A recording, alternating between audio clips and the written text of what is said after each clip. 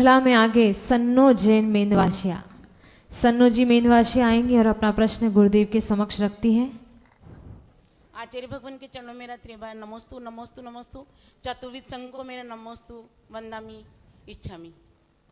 आचार्य श्री, मेरी जिज्ञासा है, मेरा मार्गदर्शन करिए आचार्य श्री, कि जैसे हमारा धर्म जैन धर्म अहिंसा प्रधान धर्म है, लेकिन हमारे समाज की जो कुरीतियाँ हैं उसके बारे में मैं थोड़ा सा आपके सामने रखना चाहती हूँ। जैसे भ्रूण हत्या, जैसे आजकल प्री वेडिंग शादी से पहले जो फोटोशूट की जाती है, और ये हमारे समाज के अंदर इतनी तेज़ी से प्रचलन हो रहा है आचार्य श्री।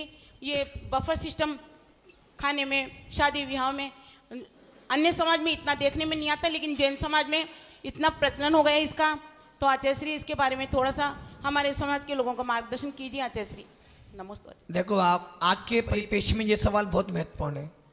सबसे पहले तो ये हम लोग जैन धर्म को मानने वाले अनुयायी हैं, और हमारे भगवान महावीर ने दो सिद्धांत दिए हैं। पहला सिद्धांत था जियो और दूसरा अहिंसा परमो धर्म, और तीसरा नारा बोलते हो ना, जैन मुनि देख लो त्याग करना भूल जाओ। जैन मुनि देख लो त्याग करना सीख लो।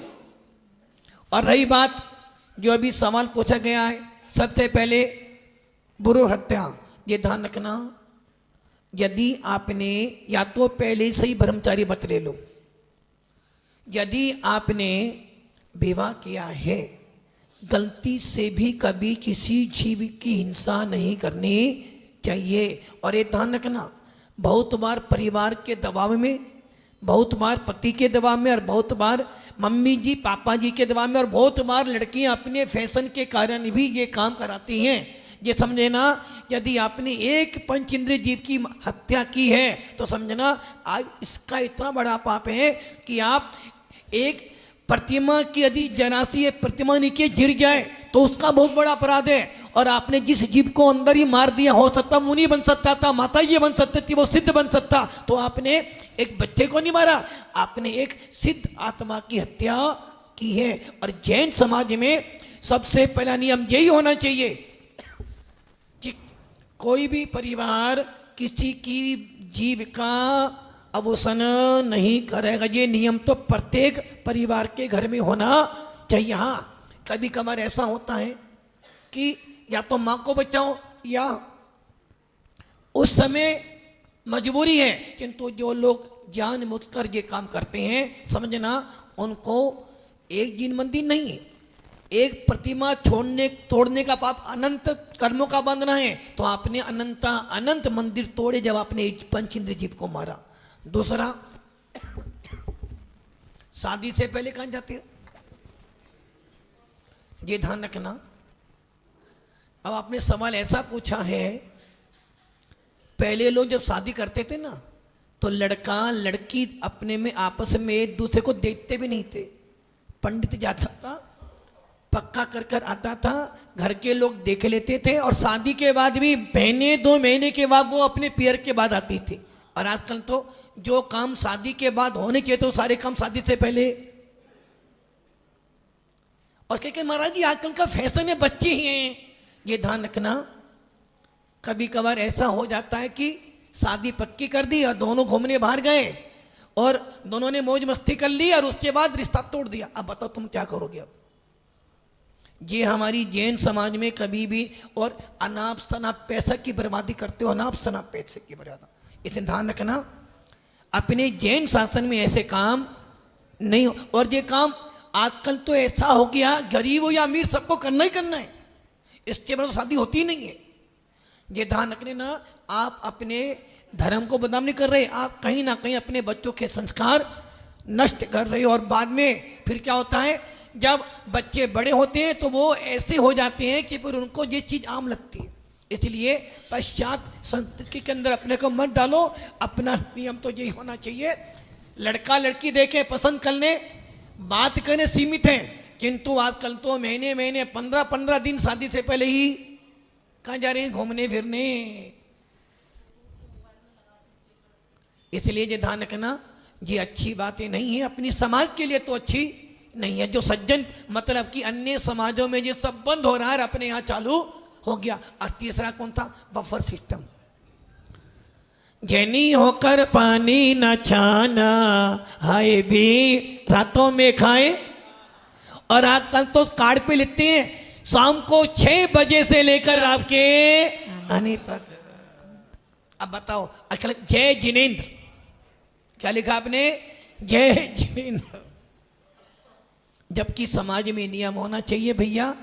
अभी हम लोग भीलवाड़ा में थे, एक परिवार ने शादी करी, पंचोली परिवार ने, और शादी करी उन्होंने कुशलगढ़। लड़की थी, बारात लेकर आए, कार्ड पर स्पष्ट लिख दिया कि हमारे यहाँ शादी तो गंगी, किंतु हमारे यहाँ शाम को 6 बजे के बाद भोजन नहीं मिलेगा। 6 बजे के बाद भोजन नहीं मिलेगा। और उस परिवार ने शाम को जैसे 6 बजे भोजनशाला बंद कर दी। और शादी से पहले उसने अपना पूरा परिवार बुलाया और हम लोग के सामने विधान करवाया। और शादी के दिन चक्रवर्ती विवाह करवाया। सवेरे मंदिर गए, पूजा करी, अभिषेक करवाया, विधान कराया, और शादी 6 बजे पूरी कर दी। और शाम को 8 बजे तो उन्होंने विदा करके रवाना भी। इसलिए जैन समाज में रात्रि भोजन का निषेध होना चाहिए, और विशेष रूप से शादी विवाह में तो निषेध होना ही चाहिए। और आप क्या करते हो? शादी विवाहों में इतना खर्चा करते हो। यदि उस खर्चे को बचाकर यदि मंदिर में दान करो तो तुम्हारे जो वर वधू हैं उनको कुछ शांति का वेदन हो। और आप करते क्या हो? जितना हिंसा भी करी जीवों की, धन की बर्बादी भी करी, और जैन समाज में नाक भी आपने।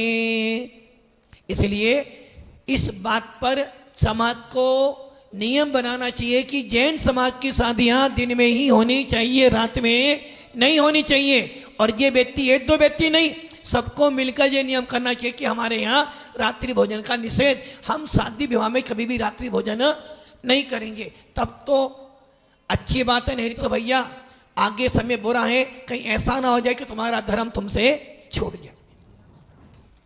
इससे ये समझ में आ रहा है। ओम ओम। और मैंने सुना है कि आपके यहाँ कंदमूल भी बनता है शादी में। आलू, लहसुन, प्याज, पिज्जा, चाउमीन, बर्गर।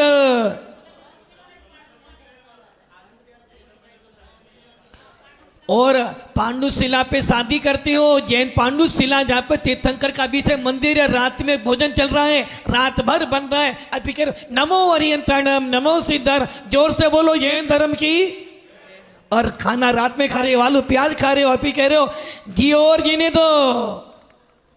शर्म आनी चाहिए आप लोगों को। जैन धर्मशालाओं में शादी करने वालों का नियम होना चाहिए कि हमारे यहाँ रात्रि भोजन निषेध, कंदमूल का निषेध। और आजकल तो शादी में शौक और पड़ा है, बिना ड्रिंक के तो शादी, और बिना पटाखे। भव्य आत्मा कहाँ जा रहे हो? आपका धर्म कौन सा है? बल्कि अन्य धर्म के लोग जिन शासन के उपदेश ग्रहण कर रहे, और हम कहाँ जा रहे हैं? इसलिए और कहते हैं हर अच्छाई चीज अपने घर से शुरू कर। इसलिए जो लोग चाहते हैं कि हो, पहली शुरुआत अपने घर से करो। और समाज के लोगों को ये नियम बनाना चाहिए कि हमारे यहाँ रात में शादियां नहीं होनी चाहिए। इतना सब कुछ सुनने के बाद यही समझ में आ रहा है, आज का जो समय है वो दिखावे का रह गया है। लेकिन आचार्य भगवान कहते हैं जैसी करनी वैसी भरनी। अथवा आचार्य अमित गति सूरी भगवंत अपने सामायिक पाठ में कहते हैं स्वयं कृतम कर्म यदात्मना पुरा फलम तदीयम लवते सुभास्वम परेण दत्तम यदि लव्यते स्फुटम स्वयं कृतम कर्म निरर्थकम तथा। अर्थात कह रहे हैं कि स्वयं के किए हुए शुभ अशुभ कर्मों का फल हमें स्वयं भोगना होगा। और अगर स्वयं के किए हुए कर्मों का फल दूसरा भोगने लग जाए तो स्वयं किए हुए कर्म निरर्थक हो जाएंगे। इसलिए जो दिखावे की दुनिया में हम जी रहे हैं और जो दिखावे में जी रहे हैं उसका फल अवश्य ही खराब होता है। इसीलिए अपने भविष्य को सुधारने के लिए अपने वर्तमान को अवश्य सुधारें। इसी श्रृंखला में आगे